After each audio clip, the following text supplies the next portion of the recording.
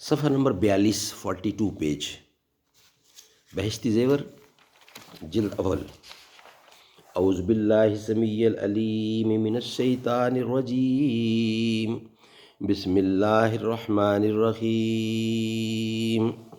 فالصالحات قانتات حافظات للغیب بما حفظ اللہ، فالصالحات قانتات حافظات للغیب بما حفظ اللہ۔ سو جو عورتیں نیک ہیں، اطاعت کرتی ہیں مرد کی غیر موجودگی میں، بحفاظت الہی نگہداشت کرتی ہیں۔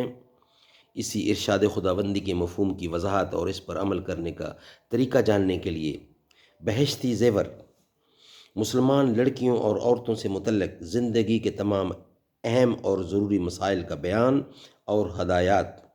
لکھنے والے ہیں حکیم الامت حضرت مولانا محمد اشرف علی صاحب تھانوی رحمۃ اللہ علیہ۔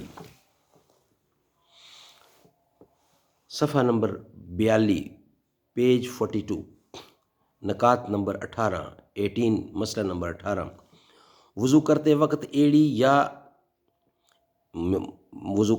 ایڑی پر یا کسی اور جگہ پانی نہیں پہنچا اور جب پورا وضو ہو چکا تب معلوم ہوا کہ فلانی جگہ سوکھی ہے تو وہاں پر فقط ہاتھ پھیر لینا کافی نہیں بلکہ پانی بہانا چاہیے۔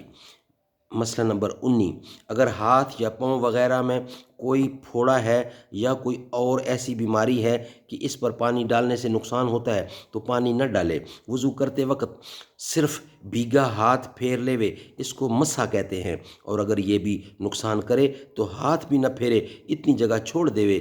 مسئلہ نمبر 20، اگر زخم پر پٹی بندھی ہو اور پٹی کھول کر زخم پر مسح کرنے سے نقصان ہو یا پٹی کھولنے یا باندھنے میں بڑی دقت اور تکلیف ہو تو پٹی کے اوپر مسح کر لینا درست ہے، اور اگر ایسا نہ ہو تو پٹی پر مسح کرنا درست نہیں، پٹی کھول کر زخم پر مسح کرنا چاہیے۔ مسئلہ نمبر 21، اگر پوری پٹی کے نیچے زخم نہیں ہے تو اگر پٹی کھول کر زخم کو چھوڑ کر اور سب جگہ دھو سکے تو دھونا چاہیے، اور اگر پٹی نہ کھول سکے تو ساری پٹی پر مسح کر لیوے، جہاں زخم ہے وہاں بھی اور جہاں زخم نہیں ہے وہاں بھی۔ پوائنٹ نمبر 22، ہڈی کے ٹوٹ جانے کے وقت بانس کی کھچیاں رکھ کر ٹکٹھی بنا کر باندھتے ہیں، اس کا بھی یہی حکم ہے کہ جب تک ٹکٹھی نہ کھول سکے ٹکٹھی کے اوپر ہاتھ پھیر لیا کرے۔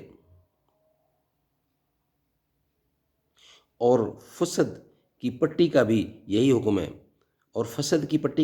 ہے، کہ اگر زخم کے اوپر مسح نہ کر سکے تو پٹی کھول کر کپڑے کی گدی پر مسح کرے، اور اگر کوئی کھولنے باندھنے والا نہ ملے تو پٹی ہی پر مسح کر لے۔ مسئلہ پوائنٹ نمبر 23،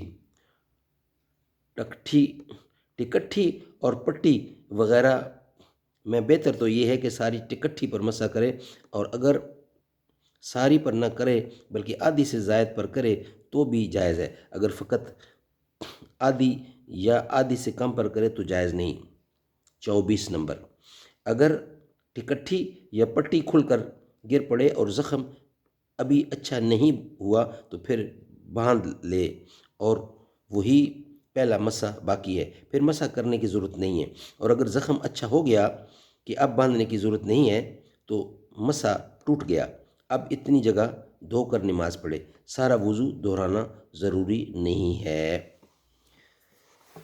صدق اللہ العلی العظیم وصدق رسولہ النبی الکریم ونحن علی ذالک من الشاہدین والشاکرین والحمد للہ رب العالمین۔ اللہ تعالیٰ ہمیں اس پہ عمل کرنے کی توفیق عطا فرمائے۔ وضو پہلا حصہ ہے، پہلا کام ہے نماز پڑھنے سے پہلے، قرآن پڑھنے سے پہلے۔ وضو پاکی اور صافی کا پہلا حصہ، پہلا جزو ہے، اس کے بغیر کوئی کام آگے نہیں چلتا، یہ کرے گا تو ساری باتیں ہوں گی۔ اللہ تعالیٰ ہمیں اس پہ عمل کرنے کی توفیق عطا فرمائے۔